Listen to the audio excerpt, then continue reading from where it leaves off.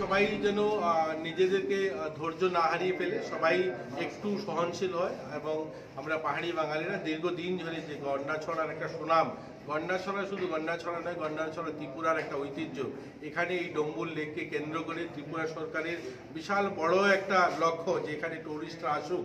এটা যদি আমরা যেভাবে অপপ্রচারও হচ্ছে কিছুটা, যেটা ঘটেছে সেটা তো ঘটেছে, এছাড়াও যেভাবে কিছু পলিটিক্যাল ভাবে সেটাকে রাজনৈতিক রং দেওয়া হচ্ছে, এতে করে আমাদেরই লোকসান হবে। আমাদের এখানে মানুষ যেভাবে আসছিল, শুরু হয়েছে এখানে ট্যুরিজমে, সেটারও ব্যাঘাত ঘটবে। আমরা একটাই আপিল করবো গন্ডাছড়া মানুষের কাছে, আমরা সবাই যেন সংযত হই, আমরা পুনরায় আবার নতুন করে যেন আমরা শুরু করতে পারি। আমাদের যারা দোকান বা পাট যারা নষ্ট হয়েছে সেগুলো আমাদের সরকারের সাহায্য নিয়ে সেগুলো যেন আমরা খুলতে পারি, এবং যারা যারা আতঙ্কিত রয়েছে তারা যেন আতঙ্ক থেকে বেরিয়ে আসে। এখানে প্রশাসনের উচ্চতর আধিকারিকরা, আপনারা জানেন আইজি একজন এখানে 3 দিন ধরে রয়েছেন, নিজে এখানে থাকছেন, আমাদের এসপি এখানে থাকছেন, তো জেলা শাসক, এডিএম সবাই এখানে আছেন, সবাই ওনাদের সঙ্গে আছেন, এখানকার এমডিসি, এখানকার বিধায়িকা সবাই রয়েছে।